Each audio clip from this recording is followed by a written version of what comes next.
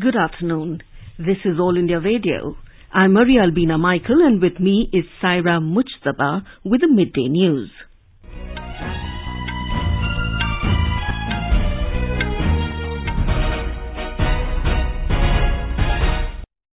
The headlines. Prime Minister Narendra Modi speaks on Budget 2022-23, says it is a people-friendly and progressive budget that aims to make a self-reliant and modern India. The world wants to see an empowered and strong India, says Prime Minister. Rajya Sabha takes up the motion of thanks on the President's address to both the houses. Campaigning picks up for the first two phases of polling in Uttar Pradesh and single-phase polls in Goa and Uttarakhand. India's COVID vaccination coverage crosses 167 crore mark. Recovery rate stands at 94.91%. Today is World Wetlands Day. A terrorist gunned down by security forces in Jammu and Kashmir. And in sports, India to take on Australia in the semi-final of the ICC Under-19 World Cup 2022 at the Coolidge Cricket Ground in Antigua this evening.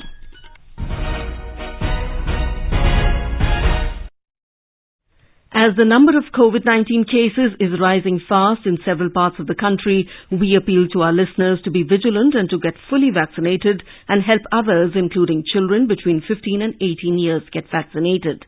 With the new Omicron variant of coronavirus causing concern, please continue to follow these three simple steps to stay safe. Wear a face mask, maintain 2 gaz ki doori for social distancing, focus on hand and face hygiene. For any COVID-related information and guidance, contact national helpline numbers 011-239-78046 and 1075. And now the news in detail. Prime Minister Narendra Modi has said that it is very important for us to make a self-reliant and modern India. He said Union Budget, which was presented in the Parliament yesterday, has several important provisions to take India forward in the direction of modernity. हमारे लिए भी आवश्यक है कि हम हमारे देश को तेज गति से आगे बढ़ाएं, अनेक विविध क्षेत्रों में बदलाव लाएं, मजबूती लाएं। ये समय नए अवसरों का, नए संकल्पों की सिद्धि का समय है। बहुत जरूरी है कि भारत आत्मनिर्भर बने। आत्मनिर्भर भारत की नींव पर एक आधुनिक भारत का निर्माण हो। Talking about the people-friendly and progressive budget at a program organized by BJP today, Mr. Modi said India's economy is expanding continuously due to the decisions taken by the government in the last 7 years. The Prime Minister said 7 years before, India's GDP was 1,10,000 crore rupees, but today it is about 2,30,000 crore rupees. Mr. Modi said, आज भारत की अर्थव्यवस्था 2,30,000 करोड़ के आसपास की है। वर्ष 2013-14 में भारत का एक्सपोर्ट 2,85,000 करोड़ रुपए होता था। आज भारत का एक्सपोर्ट 4,70,000 करोड़ रुपए के आसपास पहुंचा है। 7 साल पहले करीब $275 बिलियन का विदेशी मुद्रा रिजर्व हमारे देश के पास था। आज देश का विदेशी मुद्रा रिजर्व $630 बिलियन को पार कर गया है। He said this budget focuses on the poor, middle class and youth and aims to provide them basic necessities. Mr. Modi said today people globally want to see an empowered and strong India. The Prime Minister said budget also focused on modernizing Indian agriculture with a focus on organic farming. Mr. Modi said this will make farming more lucrative. आज समय की मांग है कि भारत की कृषि भी आधुनिक बने, नए तौर तरीके अपनाएं, किसान पर बोझ कम हो। देश की कृषि को टेक्नोलॉजी आधारित और केमिकल फ्री बनाने के लिए बड़े कदम इस बजट में उठाए गए हैं। The Prime Minister said Ken-Betwa River interlinking project is set to change the face of Bundelkhand, spanning Madhya Pradesh and Uttar Pradesh. He said in this year's budget there is provision for 80 lakh pakka houses for the poor, and for it 48,000 crore rupees has been allotted. Mr. Modi said this will help them overcome poverty and take them forward. He said government has decided that it will develop the villages on India's borders, and for this it is moving forward with a holistic approach. The Prime Minister said migration from border villages is not good for national security, and Union budget has provisions to develop vibrant villages on the border. Mr. Modi said budget has envisioned 2,500 kilometers long natural farming corridor along banks of river Ganga, which will also help Clean Ganga mission. Mr. Modi said our MSMEs are the oldest and strongest pillars of the Indian economy and during the COVID pandemic. कि इस योजना से MSME sector में लगभग 1.5 करोड़ नौकरियां सुरक्षित हुई हैं और करीब 6 करोड़ लोगों की जीविका सुरक्षित हुई है। इसी तरह पीएलआई स्कीम का उदाहरण भी हमारे सामने है। इसके परिणाम भी देश देख रहा है। भारत आज मोबाइल मैन्युफैक्चरिंग के क्षेत्र में दुनिया का उभरता हुआ केंद्र बन रहा है। ऑटोमोबाइल और बैटरी के क्षेत्र में भी पीएलआई स्कीम के इसी तरह उत्साहवर्धक परिणाम मिल रहे हैं। जब देश में इतने बड़े स्तर पर मैन्युफैक्चरिंग होगी तो एमएसएमई का एक नया इकोसिस्टम खड़ा होगा। एमएसएमई को कई क्षेत्रों में नए ऑर्डर्स मिलेंगे, नए अवसर पैदा होंगे। The Prime Minister said in 2013-14, public investment was at just 1.87 lakh crore rupees, and in this year's budget, government has pegged it at 7.5 lakh crore rupees. He said compared to UPA, this has seen a four-fold rise. He added that it will promote FDI and will create modern infrastructure in the country. Mr. Modi said very soon every village will have optical fiber connectivity and 5G technology in the country will usher in a new era. He said in 2014 the nation had 90,000 kilometers of national highways which were built in the last 70 years. The Prime Minister said in the last 7 years government has created 50,000 kilometers of national highways. PM गति शक्ति master plan के तहत देश में हजारों kilometre के नए highway और बनाएंगे।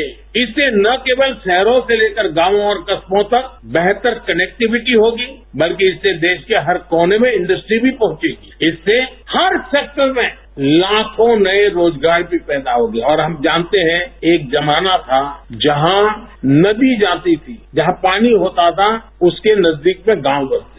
फिर समय बदलता गया और अब जहां हाईवेज है, इंफ्रास्ट्रक्चर है, इंटरनेट है, वहां लोग बसते हैं। इस बदलते हुए युग को हमें समझना होगा और इससे ये जो रचना हो रही है वो लॉजिस्टिक सपोर्ट के लिए बहुत बड़ी ताकत हो जाती है।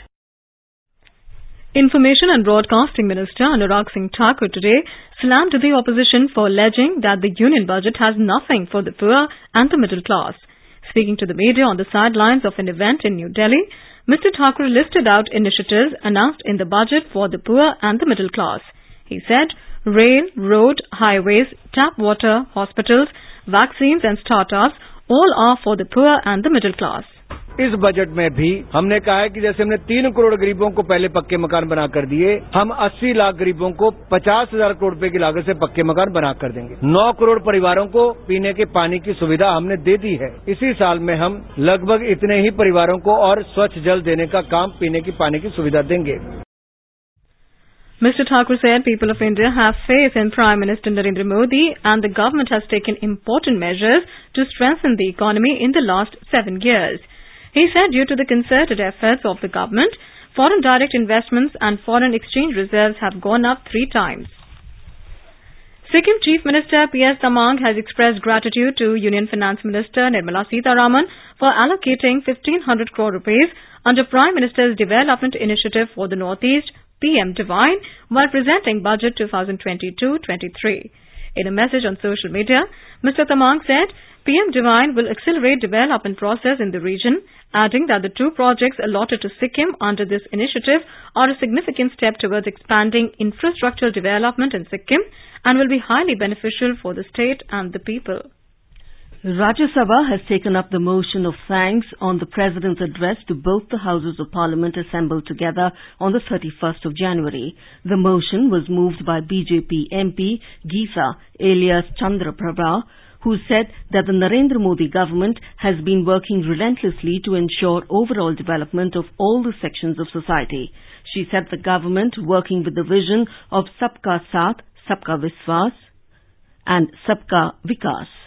The motion was seconded by BJP MP Shwet Malik, who highlighted the various welfare schemes of the government while speaking on it. Initiating the discussion, Leader of the Opposition in the Rajya Sabha, Mallikarjun Kharge, said that generally the President's address reflects the policy documents and vision statements, but it has nothing like that. He questioned the government on the issue of doubling farmers' income. Mr. Kharge criticized the government over Lakhimpur Kheri incident related to killing of farmers.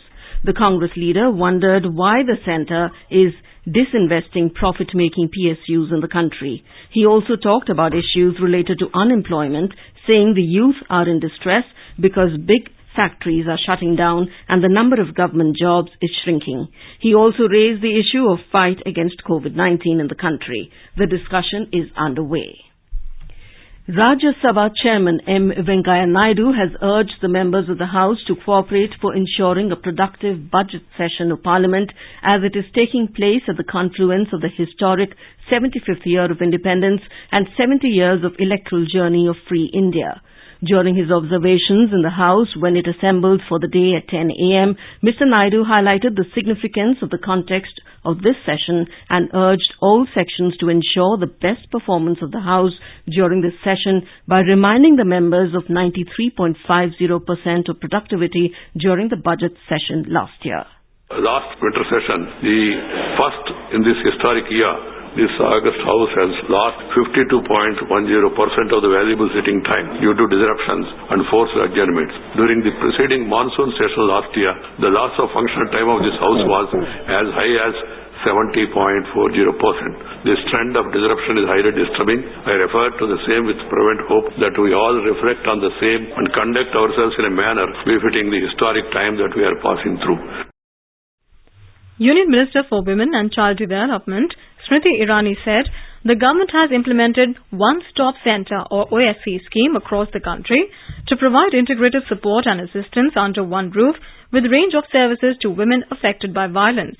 Replying in the Rajya Sabha, she said as of now 733 OSCs have been approved, out of which 704 are operational in 35 states and union territories. She said that these OSCs have assisted more than 4,54,000 women.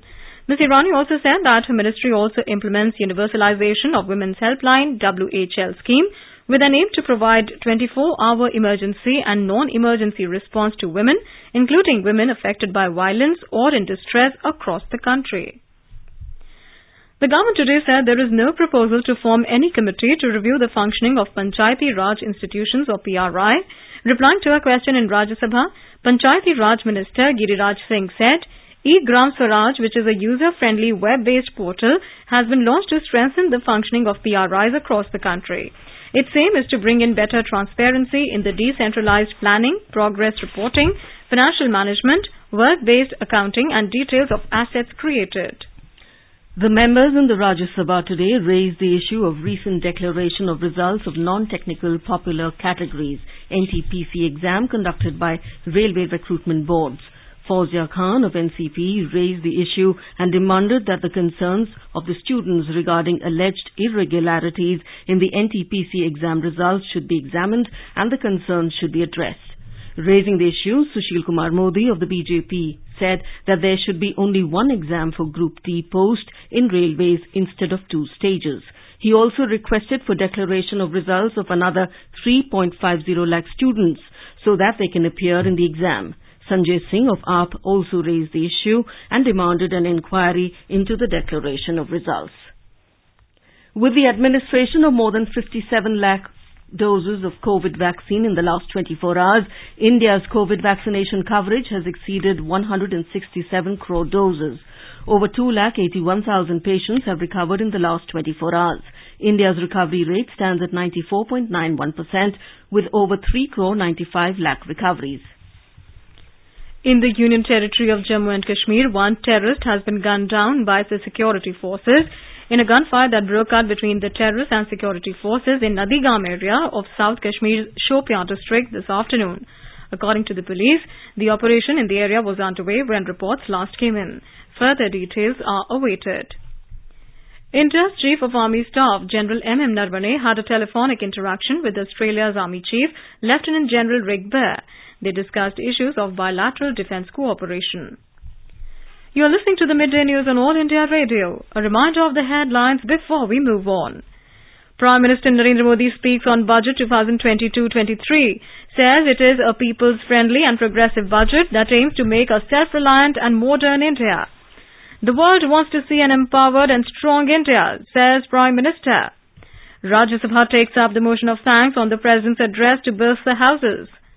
Campaigning picks up for the first two phases of polling in Uttar Pradesh and single-phase polls in Goa and Uttarakhand.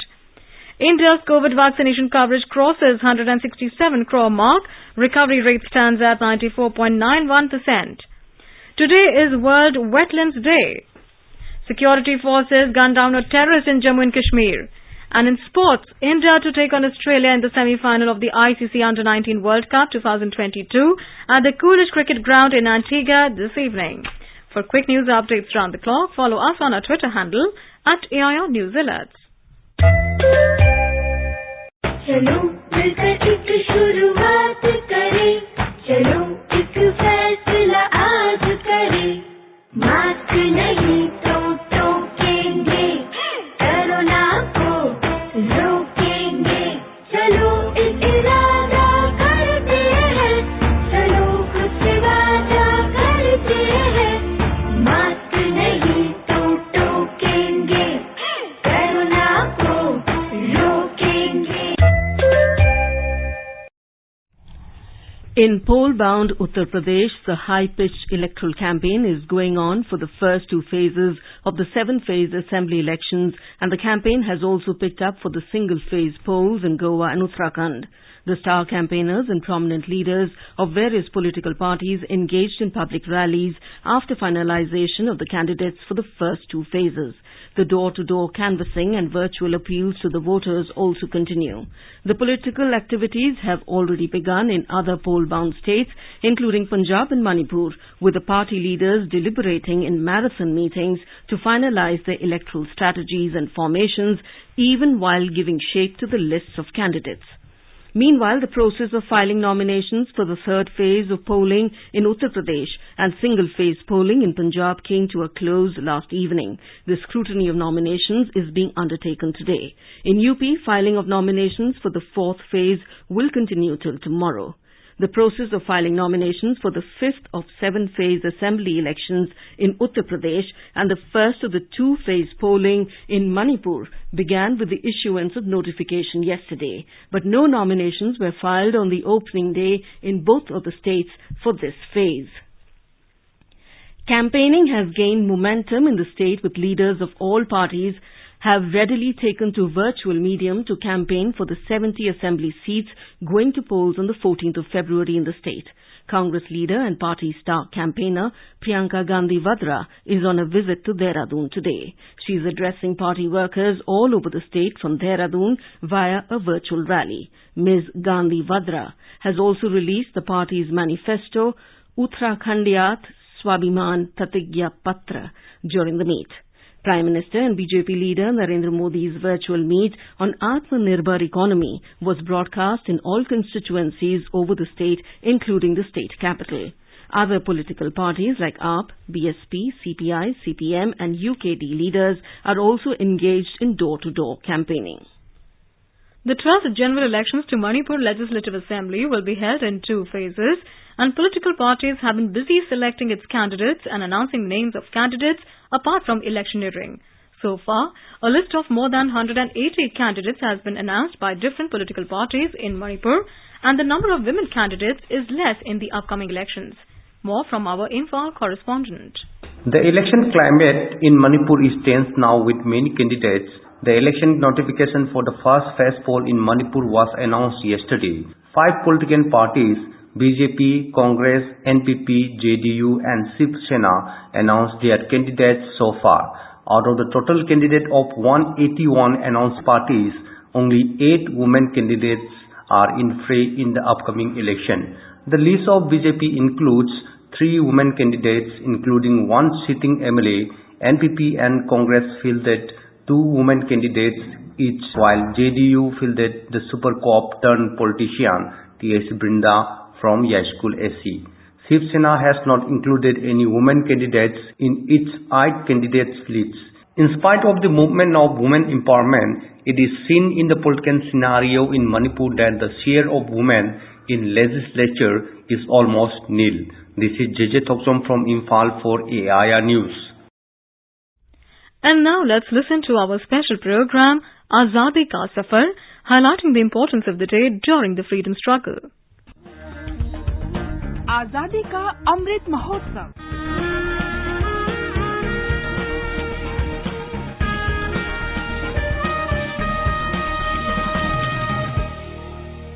Azadi Ka Safar with AIR News. Birth of a nation. India's glorious freedom struggle is one of the greatest struggles the modern world has ever witnessed. AIR News brings you a glimpse of the struggle.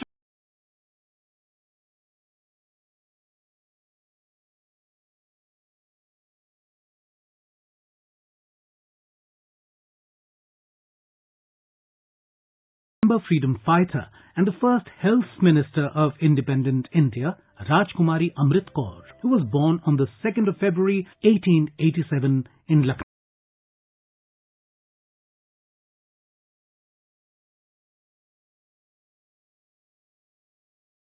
Education at Oxford University, England, and returned to India in 1918. She was immediately drawn towards the idea of nationalism as she interacted with leaders like Gopal Krishna Gokhale and Mahatma Gandhi. She shared an enduring and special friendship with Mahatma Gandhi. In her words, What drew me to Bapu was his desire to have women in his non-violent army and his faith in womankind. This was an irresistible appeal to a woman in a land where women were fit only for producing children and serving their lords as masters. Initially, she involved herself in social reforms, particularly those related to women. Consequently, she waged a battle against the Parda system, the Devadasi system, and child marriage. In 1927, she helped in the founding of the All India Women's Conference and later served as its president. In 1930, she was imprisoned for her participation in the Dandi March. She gave up all her comforts to join.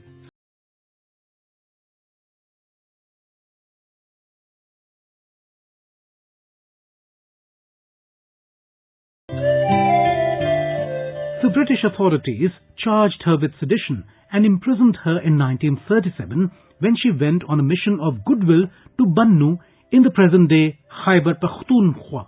She resigned as a member of the Advisory Board of Education to participate in the Quit India movement in 1942, for which she was imprisoned.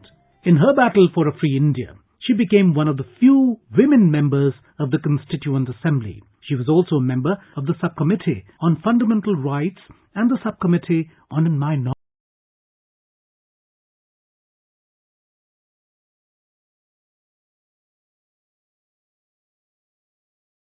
She played an instrumental role in the establishment of the All India Institute of Medical Sciences. She also founded the Indian Council for Child Welfare. In 1950, she was elected the President of the World Health Assembly. Till her death, Rajkumari Amrit Kaur continued to work for the betterment of people. We salute the great freedom fighter.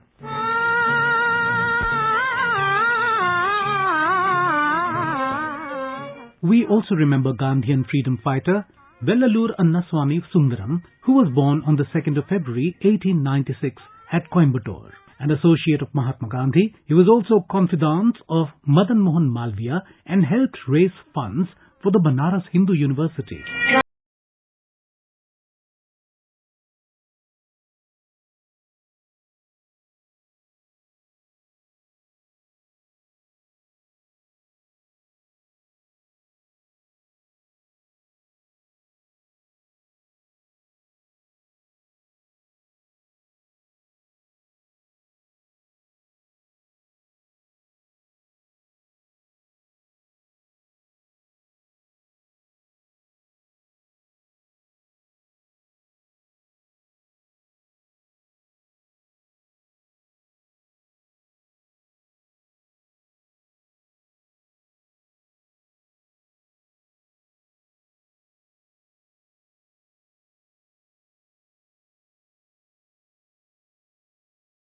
In Coimbatore and Madras, Sundaram worked towards implementing Gandhiji's concept of village development, introducing weaving and spinning activities at Vellore. Sundaram built close and cordial relationships with leading independence activists of Tamil Nadu, namely C. Rajagopalachari, C. Vijayaraghavacharya and Subramanya Iyer.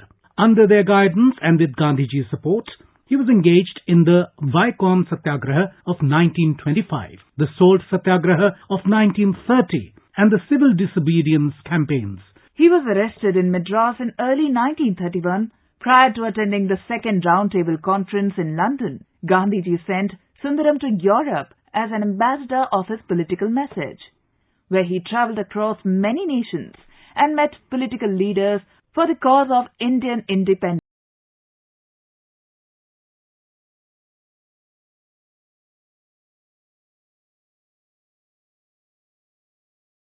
For the Banaras Hindu University, Sundaram published a range of books on the university and on its founder, Madan Mohan Malviya. A guiding theme through the life of Vellalore Annaswamy Sundaram was the concept of harmony and unity spreading beyond religious borders.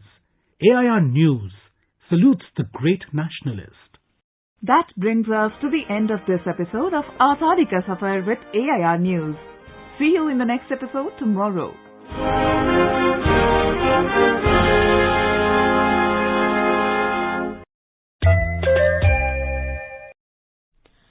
Best wishes to all consumers for Azadi Ka Amrit Mahotsav. Hallmark ensures purity of gold. Always purchase hallmarked gold jewellery. For any consumer-related complaints, please contact National Consumer Helpline toll-free number 14404. Issued in public interest by Department of Consumer Affairs, Government of India, Jago Grahak Jago. Today is World Wetlands Day. This day is observed every year to raise global awareness about the vital role of wetlands for people and the planet. 2nd of February also marks the date of the adoption of the Convention on Wetlands in 1971 in the Iranian city of Ramsar.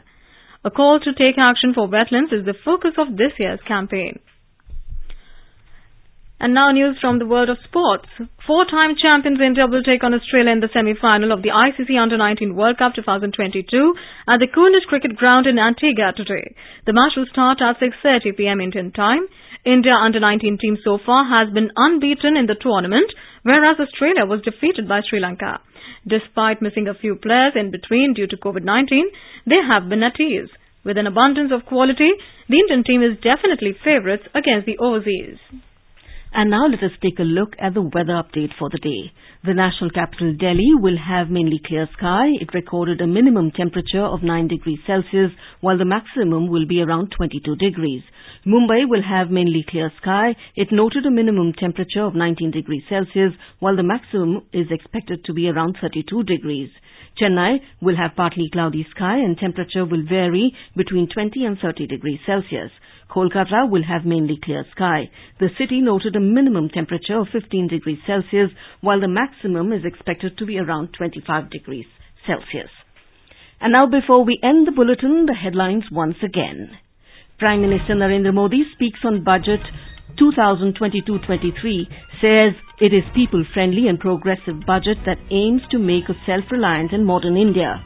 The world wants to see an empowered and strong India, says Prime Minister. Rajya Sabha takes up the motion of thanks on the President's address to both the houses. Campaigning picks up for the first 2 phases of polling in Uttar Pradesh and single-phase polls in Goa and Uttarakhand. India's COVID vaccination coverage crosses 167 crore mark. Recovery rate stands at 94.91%. Today is World Wetlands Day. A terrorist gunned down by security forces in Jammu and Kashmir. And in sports, India to take on Australia in the semi-final of the ICC Under-19 World Cup 2022 at the Coolidge Cricket Ground in Antigua this evening. And with that, we end the midday news.